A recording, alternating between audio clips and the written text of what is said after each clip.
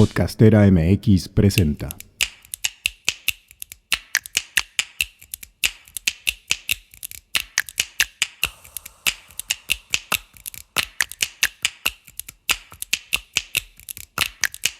Me llamo Angélica Íñiguez. Estás escuchando Corpus Sapiens, el podcast que va del cuerpo a la danza. Una producción de Podcastera MX. En los episodios anteriores conocimos las historias de dos pioneras de la danza en la ciudad de Guadalajara, México.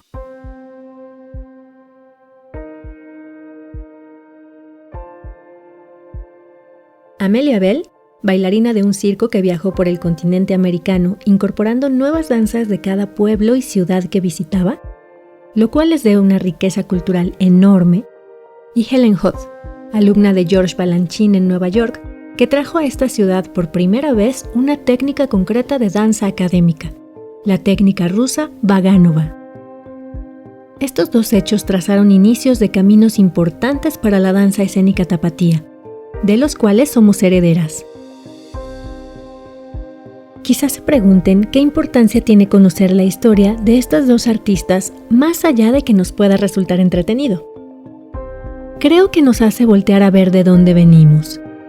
Y en general, esa es una de las funciones de la historia: conocer el pasado, que es nuestra herencia, mirarnos en el presente, comprender esa herencia y proyectarnos hacia el futuro.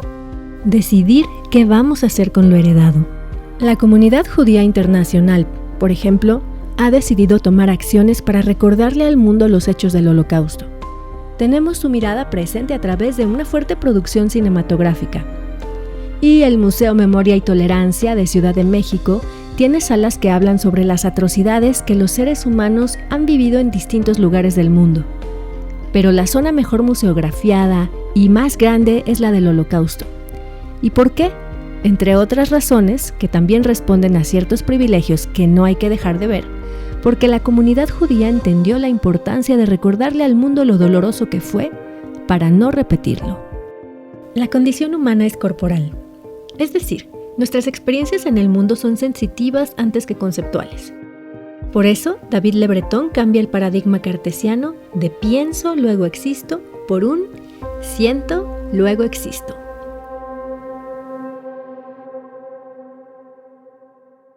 Nuestros cuerpos, hayan pasado por la experiencia dancística escénica, o por la popular, o por ninguna, tienen información del ambiente en cada célula que ha hecho que tomemos posturas específicas. Modos de caminar, de conducirnos en la mesa, en la cama, en la calle. Tenemos experiencias incorporadas, que muchas veces están más cerca de la cultura que de la biología. En cualquier lugar donde nos desarrollemos, lo hacemos en parte con la herencia de quienes estuvieron antes que nosotros y que muchas veces allanaron el terreno. En la danza esa herencia forma parte de nuestros músculos, de nuestros huesos, de nuestra psique y de nuestra manera de ver el mundo. Así, es posible que en la manera de realizar movimientos cotidianos, de enseñar o interpretar danzas o de relacionarnos con nuestros colegas, tengamos una herencia de quienes vinieron antes. Descubrir nuestro linaje cultural, artístico o social nos permite entender mejor quiénes somos en este momento y hacia dónde nos proyectamos. Acerca de los episodios anteriores donde hablamos de las maestras Amelia Bell y Helen Huth, que si no los has escuchado estaría bueno que te pusieras al corriente, nuestra amiga y colega Adriana Camarena nos grabó el siguiente mensaje. Creo que esta falta de memoria histórica también es un huequito ahí que no hemos sabido cómo solventar o cómo sortear, porque en muchos casos no sabemos que esto ha sido siempre. Entonces creemos que es como una respuesta de la época, que es una respuesta de esta apatía moderna o de esta apatía contemporánea, pero que en realidad siempre ha sido más o menos de esta manera. Entonces me parece muy interesante cómo lo abordas desde una perspectiva histórica, pero que pone un poco la luz sobre esta deficiencia de la formación de públicos, no solamente para la danza, sino en general para las artes escénicas y en general para las artes. Si el contenido de este podcast te mueve algo, puedes comunicárnoslo a través de los medios que te dejamos en la descripción de este episodio. Desmenucemos la herencia. Amelia Bell y Helen Hodd fueron contemporáneas. Se conocieron y trabajaron a la par, pero nunca juntas. Más bien fueron rivales. ¿Les suena familiar? A mediados del siglo XX había un gran recelo artístico.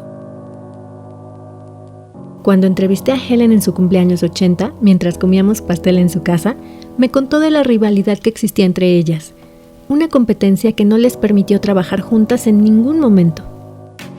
Me pregunto qué habría pasado si ambas hubieran realizado algún proyecto en conjunto, si hubieran compartido y potenciado sus saberes y esfuerzos, su público.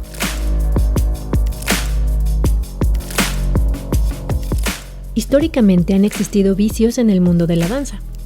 Uno de ellos, los celos profesionales. Maestros que prohibían expresamente a sus alumnos pisar las academias de otras maestras o maestros sin pensar en lo nutritivo que podría ser para las y los bailarines en formación conocer otros estilos, otras formas de enseñanza, otras visiones de la vida y de la danza. Y entonces teníamos que ir a escondidas a tomar clases interesantes. A mí me tocó en la década de los 90, pero en el 2021 eso ya no sucede, ¿verdad, maestros? Si reconocemos este comportamiento como algo ocurrido entre pioneras de la danza a mediados del siglo XX y analizamos los contextos en los que se formaron y se desarrollaron, podemos explicarnos por qué se daba esa competencia.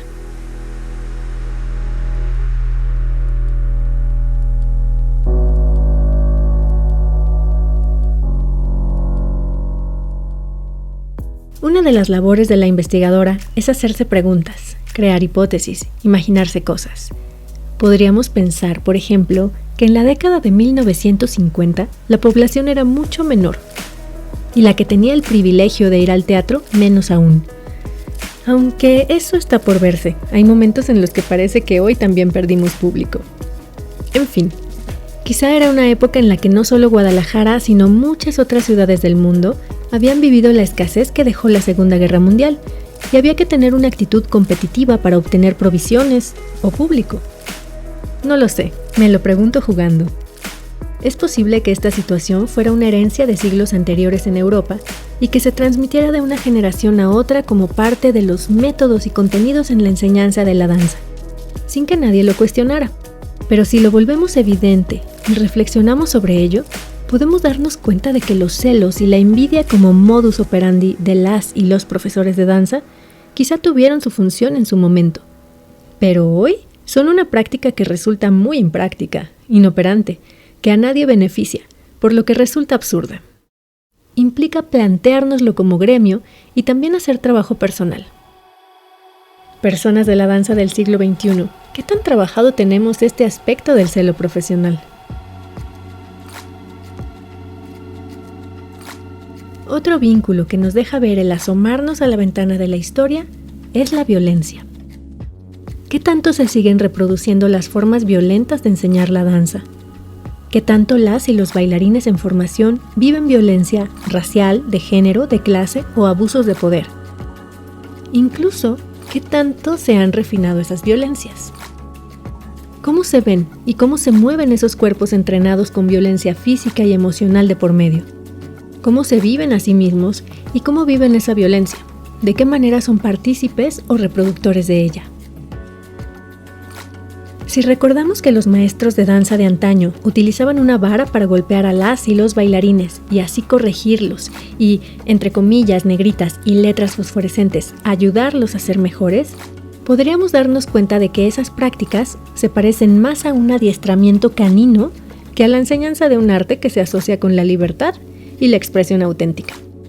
Y nos parecería inadmisible que la violencia física siguiera estando presente en las escuelas de danza del siglo XXI. Pero ¿saben qué? Sigue existiendo.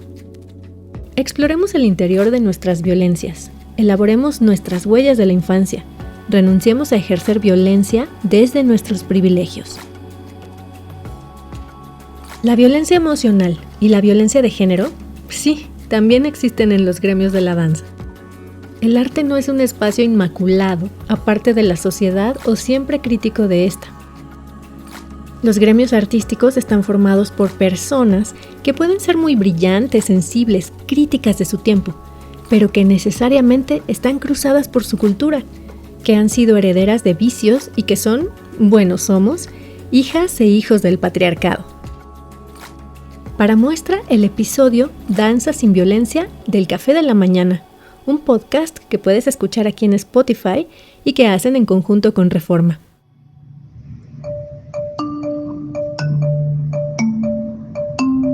Cuando algo te gusta, y te gusta tanto como para dedicarte a ello, hay muchos riesgos que estás dispuesta a tomar.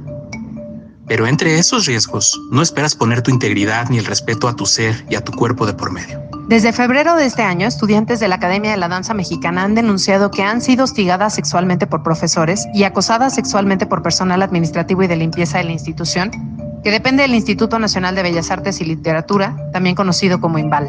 Extracto del episodio Danza sin Violencia del podcast El Café de la Mañana, una producción de Reforma y Spotify. Pues bien, si no conocemos la historia, no terminamos de conocernos a nosotras mismas, y es más probable que repitamos aspectos del pasado que ya no sirven. Pero las y los artistas de la danza también han sido disruptivos, haciendo cambios radicales en su entorno y abriendo caminos para sí mismos y para quienes vienen detrás. Esta es la historia de Carlos, un niño pequeño, el menor de 16 hermanos de una familia pobre avecindada en el barrio del Santuario, uno de los más tradicionales de Guadalajara. Habían casado a su mamá a los 13 años con un señor mucho más grande que ella. Era 1943 y la hermana de Carlos, 25 años mayor, lo llevó al Teatro Degollado a ver uno de los festivales de Amelia Bell. Carlos quedó impactado cuando vio danzas interpretadas por otros niños. Sí, varones. De adulto y convertido en una estrella de ballet, Carlos López Magallón ha dicho que para él esa escena fue un antes y un después en la vida. Pues allí, sentado entre el público, supo que quería ser bailarín y logró algo insólito: que su maestra le enseñara no solo los sones y jarabes, sino las danzas de carácter, y que le diera incipientes clases de ballet, con mallas, zapatillas y todo. Eso sí, a escondidas, pues Amelia era de la idea de que el ballet no era para niños. ¿Qué hubiera opinado el sector conservador de la sociedad tapatía en el poder si se enteraba que le daba clases a un varón? Y en mallas. Sin embargo, esta maravillosa transgresión catapultó a Carlos a la vida profesional de la danza clásica, moderna y del teatro de revista de mayor relevancia en México y Cuba. Carlos bailó en compañías como Ballet Clásico de México y llegó a la posición de bailarín solista en la Compañía Nacional de Danza de Cuba. Volvamos a un momento fundamental: la inspiración. Los artistas de la danza se han inspirado unos a otros, y el momento de la inspiración ha sido reiterado en las historias de muchos personajes. Ese instante en el que se dan cuenta que su alma busca expresión a través de la danza.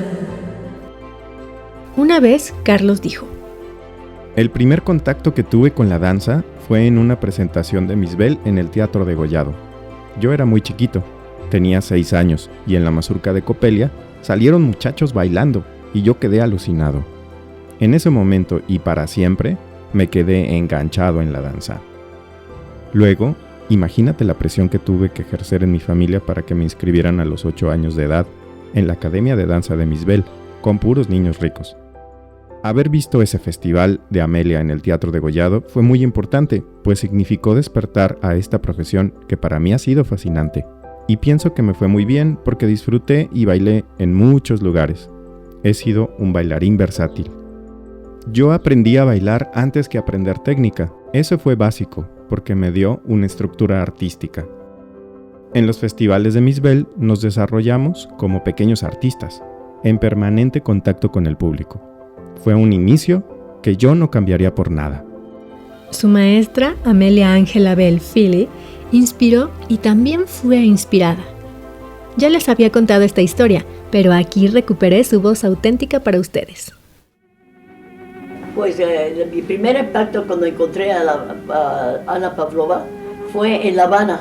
Entonces tenía yo como unos 12 años y estábamos en el palco, mi papá, mi mamá y mi hermana mayor y yo, viendo la función, y la Ana Pavlova bailaba La Muerte del Cisne, que era su principal bailable.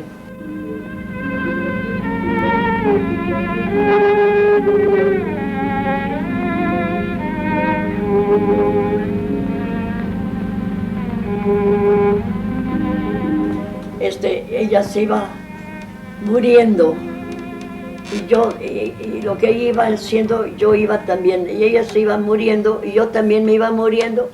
Ella se murió y yo me caí del asiento, y mi papá, niña, con su bigote, pórtate bien, y que mira, porque hizo un estruendo, ¿verdad? Todos voltearon a ver, y mi papá, niña, pórtate bien.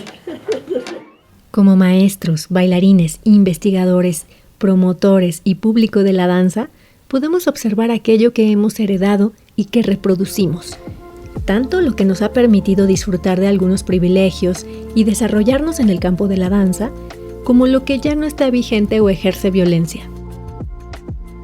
Lo que fue útil y necesario en otro momento, pero que ahora no funciona más, pues nos impide crecer. Ideas, métodos y prácticas que podemos dejar atrás o por lo menos repensar para el más alto bien de las personas involucradas en el quehacer artístico. Como lo desarrolla David Le Breton, nos movemos en el territorio de lo sensible y, seamos bailarines o no, nuestro cuerpo es un complejo documento vivo que tiene grabado en cada célula la experiencia del entorno.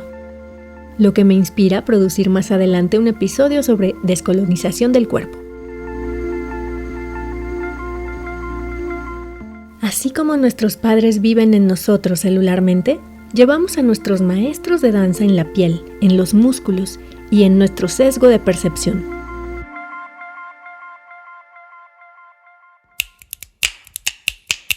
Corpus Sapiens es producido por Podcastera MX. Dale seguir en Spotify o escúchalo en la plataforma que prefieras. Y si te gusta el contenido, compártelo o apoya este podcast comprando algún ejemplar de mis libros Pioneros de la Danza Escénica en Guadalajara, un legado nacional, y En busca de la libertad, Danza Experimental en Guadalajara. Los encuentras en corpusapiens.com. Idea original, guión y voz, Angélica Íñiguez. Producción, edición y voz, Salvador Martínez. Voz original de Amelia Bell, extraída del documental Miss Bell de mi queridísimo maestro Boris Goldenblank, a quien le mando un abrazo con muchísimo cariño hasta donde esté. Podcastera MX.